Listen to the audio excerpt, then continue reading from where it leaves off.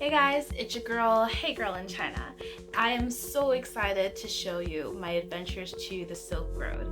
I went to what is known as part of the old Silk Road, which has been now reconstructed into the new Silk Road.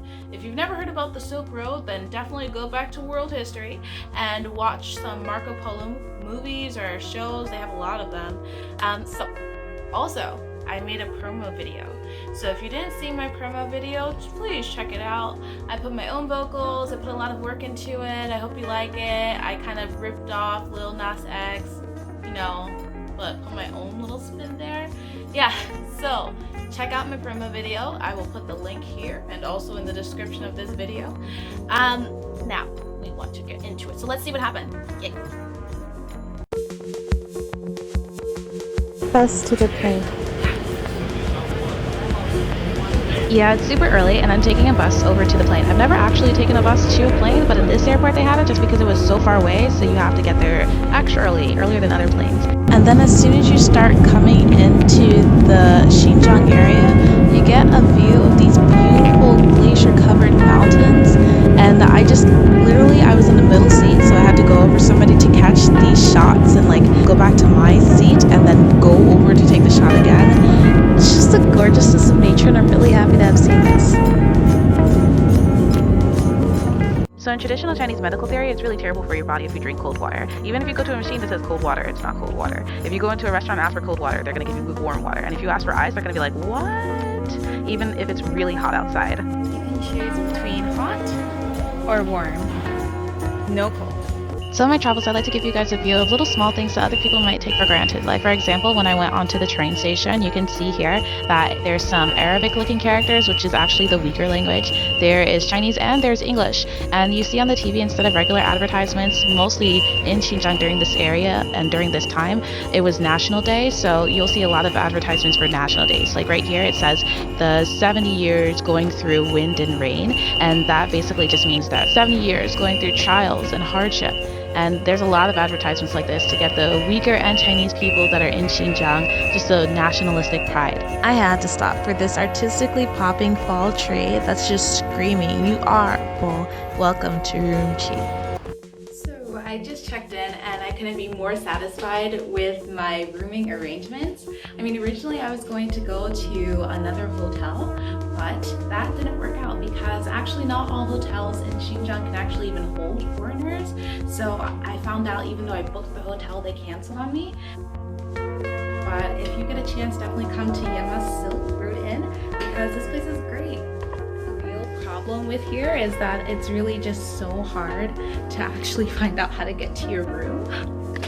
So guys, it really was just like a maze here to get to my room filled with awesome decor on the walls. I'm going to give you guys a look through of what I had to go through to actually get to my room. So to start off, I'm going through hallways upon hallways with unique antiques. That's because this hotel actually doubles as a museum, and there's basically an anthropology site and park above the hotel focused on horses and ancient art, so this really is an awesome site to stay at. And there were also two restaurants specifically inside of this hotel. One was a traditional tea-styled cafe, and the other one was a buffet. Well, at least it's a buffet in the morning, and during the afternoon and dinner time, it turns into a real restaurant, hibachi styled. But of course, hibachi is Japanese, and when I say hibachi, I just mean that it's freshly cooked. You can watch the grill masters in front of you if you go walk up to them and ask for special requests of food. And then they have this awesome mural that was dedicated to the Bezkeli claves with a small pond right in front of it. Now I'm on my way to Erdal Chao, which is literally translated as the second bridge. It's supposed to be the real place that you can go to experience Uyghur culture as compared to the International Bazaar. So I'm pretty psyched to head over there, and things are supposed to be a little bit more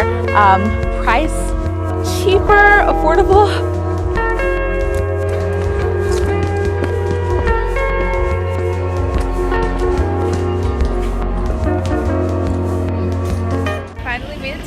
Chao, and you can see behind me, you can already see some stores. I was a little bit worried about getting the locals inside of some of my videos because I was already told that if you accidentally get them in your videos, they'll ask you to pay money, asking for 100 kwai. I get off the train at the Erdal Chao stop and I walk into the closest thing that looks like it has a lot of locals going into there, even though there's a lot of security outside. So it looks like there's a lot of Eastern European styled architecture, and I'm just really loving that and all the little small stores that I see around there. I'm here And if you can see, there's like these little, I'm pointing at them actually, these little like rock candy things look like little gold or gems. It's really cool. So now I'm just walking past trying to show you guys all of the merch, but I can't actually show you guys the locals' faces because like I said before, I'm really afraid of catching their faces and then asking me for money or saying that I did something wrong. So most of the time it's at the floor, sorry, but I am able to catch some of the awesome stuff that they have here. Like in Xinjiang, the locals are mostly known to sell their dried fruits and nuts and also some of their stones. Because there's a high Uyghur population there, they're also known to sell their knives, but those knives can't be carried by tourists anywhere outside of China or through China, so not a good thing to buy. This part had less people, so it was really easy for me to show my camera up and show you guys the merch more. You can see there's actually a lot of like fancy cutlery, jewelry boxes, and Uyghur styled clothing. Pretty nice. There was less people because it's harder to walk to that part of the International Bazaar. It's kind of behind everything and towards the exit. And it was really nice to see young and old Uyghurs gathering together to do this partnered style of traditional dancing.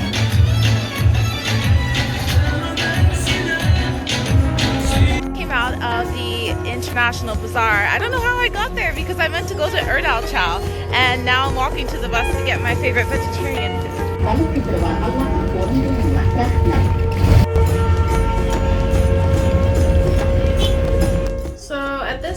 I'm pretty much going through the city in Urumqi. I'm really enjoying my first day. I do happen to find another traveler. Wow!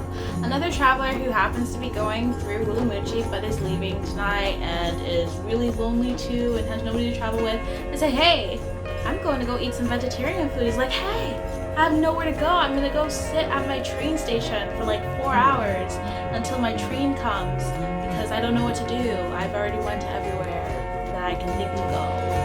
So we went together, and I know some of you are probably thinking like, hey, no, female, lonely, single traveler, don't go with a stranger, they will kill you. But I'm taking a public bus, going to public places, and this single traveler is one person, not saying there's any other friends who are gonna come along and snatch me up like Taken, and then is leaving in a few hours to go to his train station, completely away from me. So why not? Yeah, and that's like the fun and joy of traveling, when you get to just meet new people who you may not even have any connection to and just enjoy a moment together. And the real benefit for me is I get to practice my Chinese. But he's not really that integral to my story, so I'm not going to show you guys him. I also did not get his permission to show any videos of him. And yeah, that's it. Enjoy.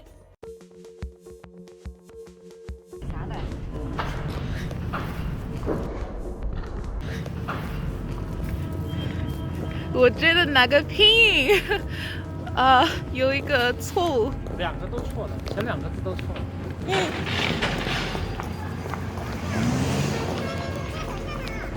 So I finally made it to the restaurant. Yay, I get to eat my vegetarian food.